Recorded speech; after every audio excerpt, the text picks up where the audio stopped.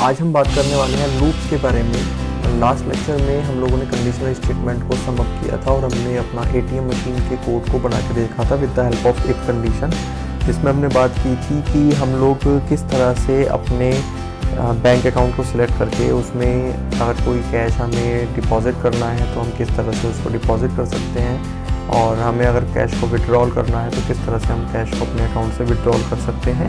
इसके लिए हमने कंडीशनल स्टेटमेंट का यूज़ करके एक छोटा सा प्रोग्राम हमने बना के देखा था। तो वो हमारा कंडीशनल स्टेटमेंट का लास्ट कॉन्सेप्ट था। उसके बाद आज की डेट में हम लोग शुरू करने वाले हैं अपने लूप्स को इन पाइथन प्रोग्रामिंग लैंग्वेज। तो पाइथन प्रोग्रामिंग में लूप्स होते क्या है उसके बारे में हम बात यहाँ पे करेंगे, ठीक है। तो सबसे पहले इंट्रोडक्शन ऑफ लूप जो हम देखते हैं कि इंट्रोडक्शन हमारा जो होता है वो क्या है लूप के बारे में। तो देखिए लूप का बेसिकली कॉन्सेप्ट कैसे होता है, मैं आपको अगर बताऊँ कि हमारी प्रोग्रामिंग के अंदर बहुत सारी सिचुएशंस हमारे सामने ऐसी आ जाती हैं जिसमें हमें नंबर ऑफ लाइंस के कोड को एक से ज़्यादा बार रिपीट कराना पड़ता है। तो इस तरह की सिचुएशन में हम लोगों को क्या करना पड़ता है, हमें वहाँ पे लूप्स कॉन्सेप्ट को यूज़ करना पड़ता है, ठीक है। तो लूप्स हमारे बेसिकली प्रोग्रामिंग के अंदर, पाइथन प्रोग्रामिंग के अंदर हमारे दो तरह के लूप आता है। एक हमारा फॉर लूप होता है और एक हमारा वाइल लूप होता है। अगर हम किसी दूसरी प्रोग्रामिंग लैंग्वेज के बारे में अगर हम बात करें तो वहाँ पे हमारे तीन तरह के लूप्स हो सकते हैं। किसी प्रोग्रामिंग लैंग्वेज में हमारे दो लूप होते हैं, किसी प्रोग्रामिंग लैंग्वेज में तीन लूप होते हैं। ये चीज़ डिपेंड करती है सिचुएशन के ऊपर कि हमें किस लूप का कहाँ पे किस प्रोग्राम में किस प्रॉब्लम में यूज़ करना है, तो उसके ऊपर डिपेंड करता है। तो हमारे जैसे अगर हम थ्री लूप के बारे में बात करें, अगर किसी प्रोग्रामिंग लैंग्वेज के अंदर थ्री लूप होते हैं तो वहाँ पे हमारे कौन कौन से लूप होते हैं। वहाँ पे हमारा फोर लूप होता है, वाइल लूप होता है और डू वाइल लूप होता है। फॉर एग्जांपल अगर हम C++ लैंग्वेज के बारे में बात करें तो वहाँ पे हमारे तीन लूप होते हैं, फोर, वाइल और डू वाइल। वो अपनी रिक्वायरमेंट के अकॉर्डिंग हमारे डेवलपर्स जो हैं वो उसको यूज़ कर लेते हैं। बट पाइथन प्रोग्रामिंग लैंग्वेज में डू वाइल लूप को एलिमिनेट कर दिया गया है और यहाँ पे हमारे पास सिर्फ दो लूप बचे हुए हैं। अब एक हमारा होता है फोर लूप और दूसरा होता है हमारा वाइल लूप। फोर लूप और वाइल लूप अलग अलग रिक्वायरमेंट के हिसाब से हम लोग यूज़ करते हैं। जैसे फॉर एग्जांपल अगर हम बात करें, हम फोर लूप का कहाँ यूज़ करते हैं, तो जब भी हमें किसी लिस्ट या किसी टुपल या किसी स्ट्रिंग, ये तीनों अलग अलग कॉन्सेप्ट हैं हमारे पाइथन प्रोग्रामिंग के। लिस्ट, टुपल, स्ट्रिंग तीनों अलग अलग कॉन्सेप्ट हैं। ये तीनों को हम वन बाय वन डिस्कस करेंगे आने वाले वीडियो लेक्चर्स के अंदर और उनको प्रैक्टिकली हम इम्प्लीमेंटेशन भी करके देखेंगे। अभी फ़िलहाल के लिए आप इस चीज़ को ऐसे समझ लीजिए कि अगर किसी भी प्रॉब्लम में हमें किसी लाइन ऑफ कोड के एग्जीक्यूशन को more than one time repeat कराना है और वो एक सीक्वेंस में अगर हमें रिपीट कराना है, वो सीक्वेंस हमारी रिक्वायरमेंट के ऊपर भी डिपेंड कर सकती है। यानी कि सीक्वेंस का मतलब मेरा यहाँ पे ये है कि अगर हम 1 2 3 4 के सीक्वेंस में किसी लूप को रन कराना चाहें तो वो भी एक सीक्वेंस होगा। या हमारे पास कुछ कलेक्शन ऐसा है जिसमें हमने कुछ वैल्यूज़ को एक ग्रुप में रखा हुआ है, ये हमारा लिस्ट, टुपल और जो स्ट्रिंग है ये एक तरह से ग्रुप की तरह भी काम कर सकते हैं। तो अगर ये इस तरह का कोई ग्रुप हमने बनाया हुआ है और उस ग्रुप में हम सीक्वेंस बना के उसको रन करना चाहें मोर देन वन टाइम, तो वो भी हमारा फॉर लूप से ही हम अचीव कर सकते हैं, ठीक है। इसी तरह से जब हम वाइल लूप के बारे में बात करते हैं तो पाइथन में वाइल लूप का मतलब क्या होता है, जब सपोज मान लीजिए हम कोई एक ऐसी कंडीशन लगा रहे हैं जिसमें हमारी या तो कंडीशन ट्रू हो सकती है या फॉल्स हो सकती है, और ये ट्रू और फॉल्स होने के बेस पे हम वाइल लूप को रन कराना चाहें, यानी कि जो लूप हमारा चलेगा वो कंडीशन के ऊपर बेस चलेगा। अगर हमारी कंडीशन ट्रू है तो हम लूप को बार बार रन कराते रहेंगे, अगर हमारी कंडीशन फॉल्स हो रही है तो हम बार बार लूप को रन नहीं कराएंगे, ठीक है। फॉर एग्जांपल वाइल लूप के लिए हम क्या सिचुएशन क्रिएट कर सकते हैं ये मैं आपको बताता हूँ। जैसे कि लास्ट वीडियो लेक्चर में हमने बैंक अकाउंट सिस्टम का बात की थी, जिसमें हमने बैंकिंग के अंदर अकाउंट्स को जनरेट किया था। अब सपोज मान लीजिए हम अगर उसी प्रोजेक्ट के अंदर हम नंबर ऑफ बैंक अकाउंट्स को क्रिएट करना चाहते हैं, ठीक है। तो अब हमारी सपोज हमें 10 अकाउंट को क्रिएट करना है, तो सबसे पहले हमारा प्रोग्राम एक बार रन होगा और उस प्रोग्राम के अंदर हम यूज़र से अकाउंट की जो भी नेसेसरी वैल्यूज़ हैं, डेटा है, वो हम एक्सेप्ट कराएंगे और हमारा एक अकाउंट जनरेट हो जाएगा। तो अब हम क्या कर सकते हैं, अभी हम यहाँ पे कंडीशन लगा सकते हैं कि हमारा प्रोग्राम एक अकाउंट को जनरेट करने के बाद प्रोग्रामर से पूछे या यूज़र से पूछे कि क्या आप एक और अकाउंट इसमें जनरेट करना चाहते हैं।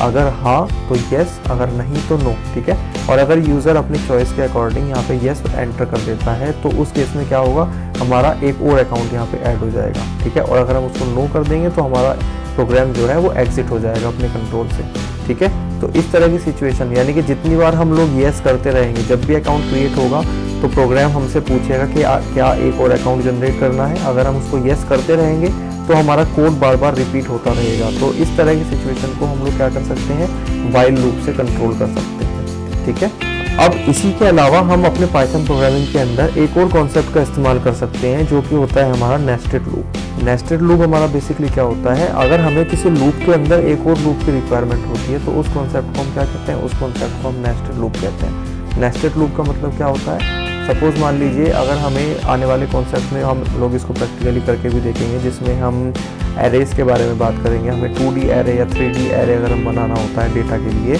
तो उस कॉन्सेप्ट के अंदर हम क्या करते हैं, नेस्टेड लूप का इस्तेमाल करते हैं। कंडीशनल स्टेटमेंट जब हम लोग डिस्कस कर रहे थे तो वहाँ पे हमने नेस्टेड इफ के बारे में बात की थी। यहाँ पे जो वर्ड नेस्टेड आता है उसका मतलब क्या होता है, इनसाइड। ठीक है, यानी कि अगर हम नेस्टेड लूप के बारे में बात कर रहे हैं तो इसका मतलब क्या होगा, इसका मतलब होगा loop with in a loop, एक लूप के अंदर दूसरे लूप को हम लोग यूज करते हैं। जैसे कंडीशनल स्टेटमेंट के अंदर हमने एक इफ के अंदर एक और यानी कि दूसरे इफ को यूज किया था, इसी तरह से नेस्टेड लूप का मतलब एक लूप के अंदर दूसरे लूप को यूज कर सकते हैं। ये रिक्वायरमेंट हमारी आती है जब हम 2 डायमेंशंस या 3 डायमेंशंस में अपने डेटा को सेव कराना चाहते हैं मेमोरी के अंदर, तो हम यहाँ पे नेस्टेड लूप्स का इस्तेमाल कर सकते हैं। ठीक है, तो ये कॉन्सेप्ट भी हम अपने प्रोग्रामिंग लैंग्वेज के अंदर डिस्कस करने वाले हैं। राइट, अब देखिए पाइथन के अंदर फॉर लूप को प्रैक्टिस करने के लिए आपके पास बहुत सारे प्रैक्टिकल क्वेश्चंस हो सकते हैं। आप अपने रिक्वायरमेंट के अकॉर्डिंग उनको प्रैक्टिस कर सकते हैं। ठीक है, जैसे फॉर एग्जांपल अगर हम बात करें कि अगर आपको एक स्टूडेंट के 5 सब्जेक्ट्स के मार्क्स को एंटर कराना है तो उसके 2 अलग अलग कॉन्सेप्ट हो जाते हैं। या तो आप 1 बाय 1 यूज़र से एक एक सब्जेक्ट के मार्क को एंटर करवाएंगे, पहले आप एक मैसेज देंगे कि एंटर द मार्क्स, और उसके बाद एक वेरिएबल बनाएंगे और इंट और इनपुट फंक्शन की मदद से यूज़र से वैल्यू को एक्सेप्ट करा के उस वेरिएबल में सेव करेंगे। क्योंकि हमें पता है कि इस तरह के प्रोग्राम के अंदर हम लोगों को क्या करना है, हमें बार बार यूज़र से वैल्यूज़ को एक्सेप्ट करना है। तो हम लोग क्या कर सकते हैं, जितनी बार भी वैल्यूज़ को एक्सेप्ट कराना हो उतनी बार हम लूप के अंदर उस कोड को रन करा सकते हैं, जितने नंबर ऑफ टाइम्स हम उसको रिपीट करना चाहें उसके अकॉर्डिंग। ठीक है, तो ये हमारा लूप इस तरह से काम कर सकता है। इसके अलावा अगर आपको काउंटिंग प्रिंट करानी है तो भी हम इसमें लूप का इस्तेमाल कर सकते हैं। अगर आपको टेबल प्रिंट कराने हैं मैथ्स में तो उस केस में भी हम लोग लूप्स का इस्तेमाल कर सकते हैं। तो हम लोग क्या कर सकते हैं, पाइथन प्रोग्रामिंग के अंदर डिफरेंट प्रॉब्लम्स के लिए हम अपनी रिक्वायरमेंट के अकॉर्डिंग लूप्स का इस्तेमाल कर सकते हैं।